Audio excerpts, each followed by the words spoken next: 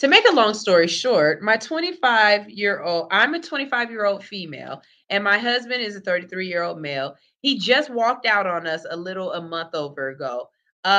He completely just up and abandoned me, our 5-year-old daughter, and our 18-month-old daughter as well.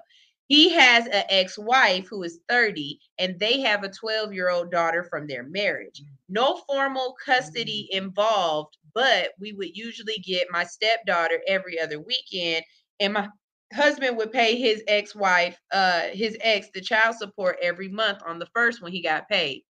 My husband's excuse for just leaving us in the dust was, I am damaged goods, and he couldn't hack it being a father anymore. He didn't feel any joy in parenting and wanted to live a free life. So he changed his number, blocked me on all social media, changed all his passwords, and told his friends and family not to speak to me.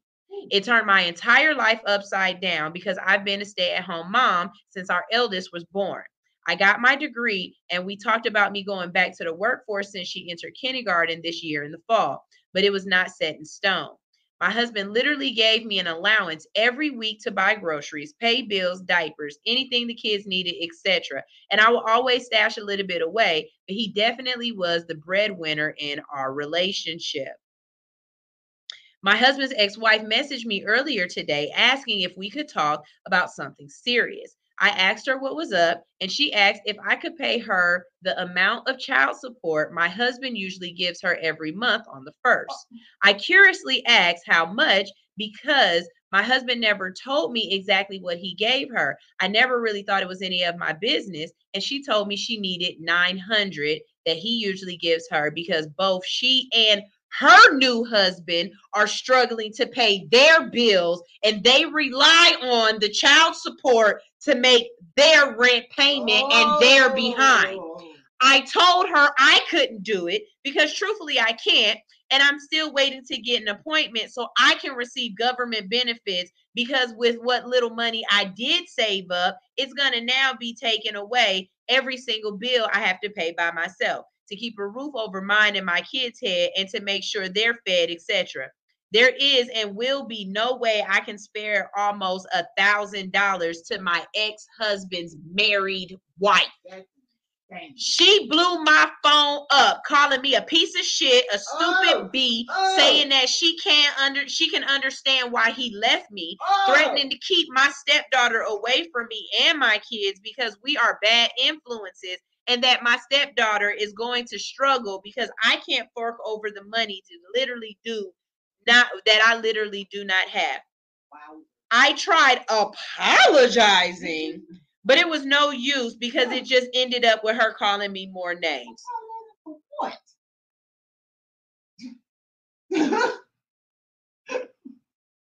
Y'all remember when I said this be about self-esteem? Yes. Yes. Hell. Remember when I said this be about self-esteem? Because what, first of all, the ex-husband is the reason why I feel the way I feel about relationships. The ex-husband is the absolute reason why I fight every single day with anybody who is willing to go toe-to-toe with me, who says that I should just be a mom and only worry about my kids and not worry about my career and what I want to do with my life. The ex-husband is the absolute reason why I say things like, if I'm married during such and such, or if like people be like, you got one foot in, you got one foot out, or you don't, you know what I'm saying, you don't believe you're going to be married forever. No, I hope that we are married forever, but I am very logical in believing that at any moment anything can happen. My husband can get in a car and never get out of the car. My husband could get hit in the head by a tree branch while he is mowing the lawn and decide that he is a fucking chicken. People get up and decide that they don't want their responsibilities, men and women, okay? Anything can happen, and I am not here to convince anybody to do anything with me. You are here by choice, okay? So if he goes through this, there is no way in hell I'm going to sit up here and be like, I don't already have my own resources and know how to get money. I'd be damned if I ask anybody for money for tampons. When my kids want some food, I'm going to go get them some food. Like, I make shit happen. Do I have enough to do it all by myself? Not with not trying to make 3 times the rent. But I would be just like the girl said the other day, and tune in tomorrow because I'm going to play it. She said, y'all up here talking about they need 3 times the rent. And I'm not understanding why y'all just don't do what I do. Lie. The fuck? About to make me a check stub. Bitch, I work for Coca-Cola. I am a CFO. Right? What? Living in a nice ass luxury apartment, barely making rent. The fuck? It's in my budget, but it ain't in that budget. It's in a normal budget. That's what Make the paperwork. Make it make sense. Get your numbers straight. Let me tell y'all something. I don't care if I'm telling on myself. I was in college and I did not have any insurance and I needed birth control. You think I didn't go to Planned Parenthood? Planned Parenthood said, bet. And since I was in college, gave it to me as long as I had my student ID. Yeah. The moment I told you I was only in college for 18 months. The moment I wasn't in college no more and that student ID didn't work, you think I didn't go back to Planned Parenthood to make sure I ain't had no babies? I sure did. And they was like, oh, it based off your income. I'll be back tomorrow. Yep. Sure enough, went to Kinko's.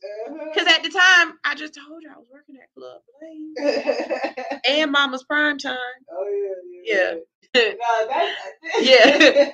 Shout out to Mama's Prime Time in 2002. Yeah, that was a whole different spot. but I went back and I got what I had to do. Yeah. You know what I'm saying? Like I ain't about to play these games with you. There's no way in hell this bitch would have even thought to call me. I would have called her ass. She's calling because of the type of person that woman is. Right. She knew she could do that because one got to harass me for some money that you don't even know at that nigga. Because where is he?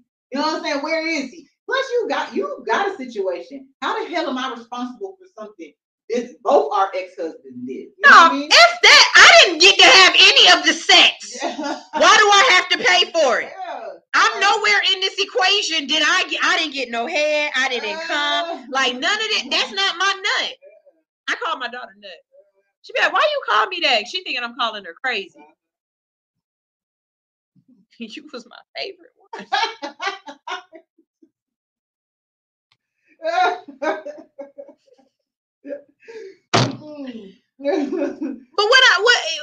and then the question becomes, how dare you ask me for something and you got a man in your house?